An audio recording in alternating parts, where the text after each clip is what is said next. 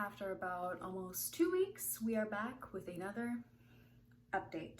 I am 11 weeks today, and oh my gosh, I don't even know where to begin. Today has not been a bad day, but I want to reflect on the past, I think it was 9th and 10th week of my pregnancy. I ended up going to my appointment, that was June 2nd, and I scheduled more appointments out of that, so I'm going to start off with that. I scheduled an ultrasound, nuchal translucency, I think that's what that is. That is for June 19th, and July 1st, I have just a regular OB visit where my OB just wants to see me, make sure I'm doing good, make sure, you know, the baby's heart rate's still there, blah, blah, blah, blah, blah. So what happened June 2nd? On June 2nd, I went in just thinking that I was just gonna get the baby's heart rate monitored and tell her like my symptoms and be on with it. That was not the case. So what I didn't know was happening is I ended up having a pap smear. For those of you women out there, I don't think any guys watch me, but for those of you women out there that have had pap smears, if you're 21 and up, I believe you start getting them at 21, but I could be wrong. I didn't get mine until I was 21. I'm 22 now, so obviously I've had a couple. This was different than what I experienced back in my home state. At this pap smear appointment, I was asked to completely undress, and then I had to put on a basically hospital gown that closed in the front as opposed to where it closes in the back. So I put that on. Remember, I had to be completely naked, and she came in and she tells me, "You're gonna have a pap smear," and I'm like, great. You have to awkwardly scoot to the end of the table so that they can like get all up in there. When they use, I don't know what the medical term is, but obviously the tool that they use basically to crank open your vagina, it hurt. It hurt more than I thought it would. I knew pap smears were always uncomfortable and they kind of hurt me, but this was really uncomfortable. I was tense the whole time. I was like trying to focus on my breathing so that I didn't like freak out. It just was not a pleasant time. But then it wasn't a mammogram, but she basically just checked my breasts for any lumps or abnormalities. She had me hold my hands up like this and she checked the sides. Everything was good. We did the baby's heart rate. The heart rate came back as 160, and I know that an old wives' tale is that if the heart rate is higher, I guess, then it means you're having a girl. Roman was always in like the 140s to 150s. I think the highest he ever got was like 152, but usually he stayed around 149, 147. So we will see. This next ultrasound that I'm going to have when I am 14 weeks, I believe, it is not going to determine the gender. At least I don't think it will. I think that's a bit too soon, 14 weeks. You usually have to wait till you're 20 weeks.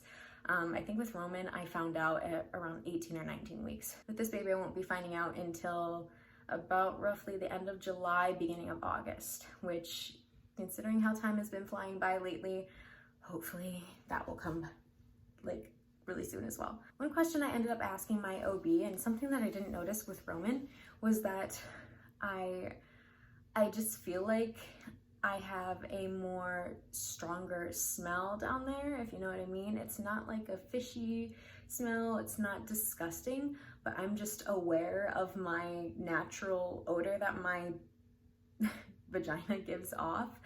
I know this is like, for some people, you're probably like, oh my God, but I'm being real here. I just want to give you guys like the full details, disclosure. It was odd to experience that. I was really worried that I had bacterial vaginosis, so I asked my OB to like just take a sample. Even though I haven't had any of the symptoms, it hasn't been hurting, hasn't been itching, has not been smelling fishy. I just wanted to make sure, because last time when I was pregnant with Roman, I ended up getting a yeast infection and then bacterial vaginosis, and then after I gave birth I got it again, which was a pain in the ass. But I mean, that's what happens with your body when you go through pregnancy. You just have so many hormones just coming into your body and changing and growing that it's totally normal to happen. I'm not worried right now that I have it. I don't think I do, but I just wanted to be safe so that I can just knock that out of the park and not have to deal with that like the rest of the pregnancy. Let's talk nausea. So I feel like my nausea it hasn't changed, the frequency of it being here. What I have noticed though is that it typically in the morning is when I am nauseous. Until about 4 in the afternoon is the times that I feel nauseous, unless something triggers it, like the smell of raw meat or the smell of my fridge. I say the smell of my fridge because sometimes we have raw meat in the fridge, so that tends to be very potent in the fridge. And I just, for example, last night we went to go get Sonic milkshakes and I opened the fridge to grab something for my son and I ended up throwing up in the trash can because I just couldn't stand the smell. It was really horrible, actually. Yesterday I threw up twice in one day, which never happens. I've come to the conclusion that I'm starting to throw up like 2 to 4 times a week, honestly, and it's really not fun. And what is so exciting, you guys, because I am 11 weeks today, we are almost out of the first trimester. We're almost in the second trimester, which is super exciting because I feel like a lot of fun things happen in the second trimester. You feel the baby kick for the first time. You find out the gender of your baby. Your belly starts to pop. I'm super excited for that. And I actually just bought 2 pairs of maternity pants just because I don't feel like my stomach is heavy, but I don't know how to describe it. Like, I can't crack my back anymore without hurting my lower stomach, if that makes any sense. I'll just like twist and like, but I can't really do that anymore. It is really uncomfortable. I can't lift my son anymore. It hurts my lower stomach as well. Also, I've been really out of breath lately. Like if I'm standing up for a long period of time or going on walks. We walked around the mall the other day and I was just like so tired. I was like, I need a break, dude. What I forgot to mention is that I had my blood drawn.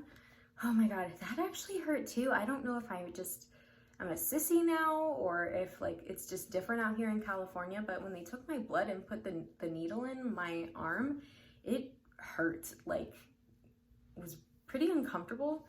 And they took 8 vials of blood. I'm not queasy about blood or giving blood at all. I used to do it all the time in high school.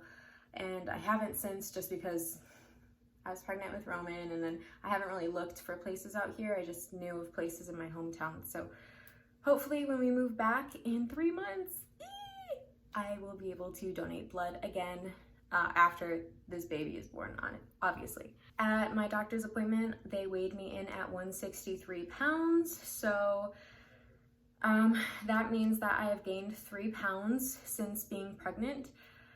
I don't remember what it was with Roman, honestly. I'm just very cautious and aware of what I've been eating, but it's hard to eat just because of how I've been feeling. I also feel like I'm never full, you know? I'll eat, but if I eat too much or if I drink too fast, then I feel like I'm gonna be sick. And if I don't eat, then my stomach starts to ache and the aching makes me nauseous. So it's like this constant cycle that never seems to end. And it's very difficult, but I also feel like it's kind of helping me manage my weight just because I've really had aversions to obviously meat, but I've also had aversions to fast food.